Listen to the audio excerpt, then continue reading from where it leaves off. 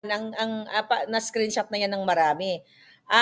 Hindi ko lang pwede ilabas sa authentication ay yung signature nung tao kasi nag-sign nga ako ng non-disclosure agreement na hindi ko pwede i-publicize yung kanyang signature at the whole actually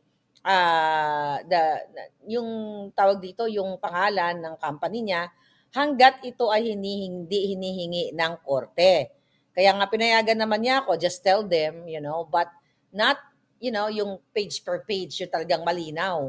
Parang I can, tell what's the result, pero hindi pwede ipakita yung signature. Ngayon, sasabihin naman ng bangag, chika-chika lang yan, dadadadadadan.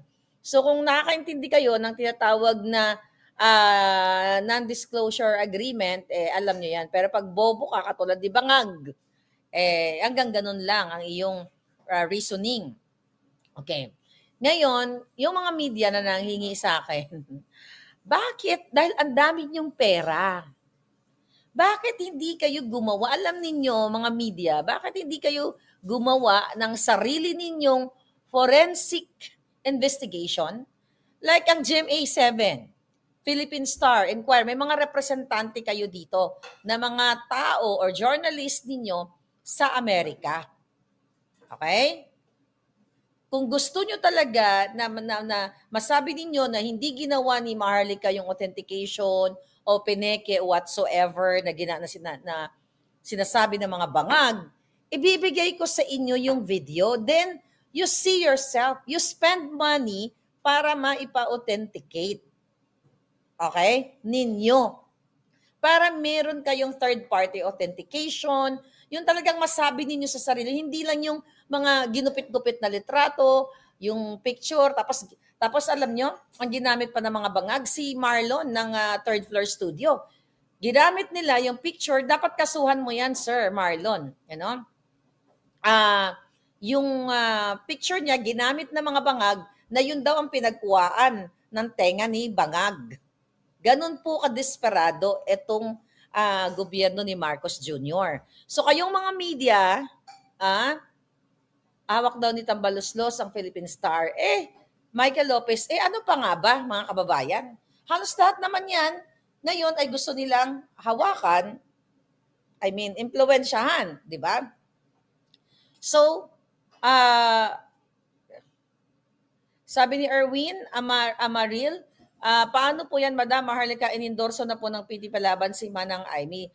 Inendorso ba siya ng DOL? Alam ko, inendorso lang ni Robin Padilla. Ngayon, what's my take? Sige, sagutin ko yan, palangga.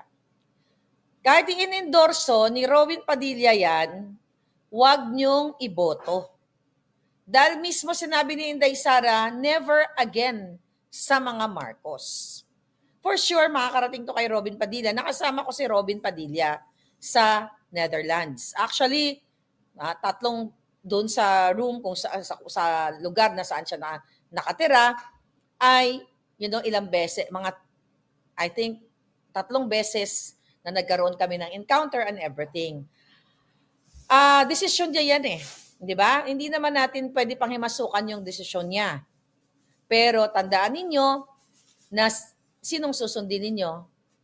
Si Robin Padilla o si Inday Sara pagdating sa endorsement? Sinabi ni Inday Sara, never again sa mga Marcos.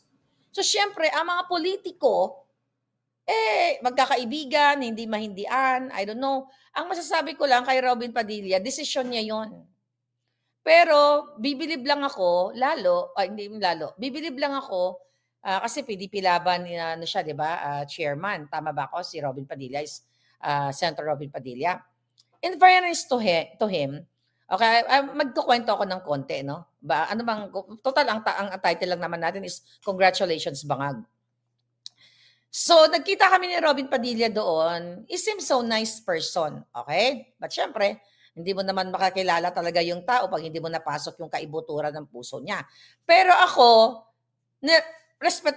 nirespeto naman niya ako at gano'n naman siya lahat, nirespeto niya.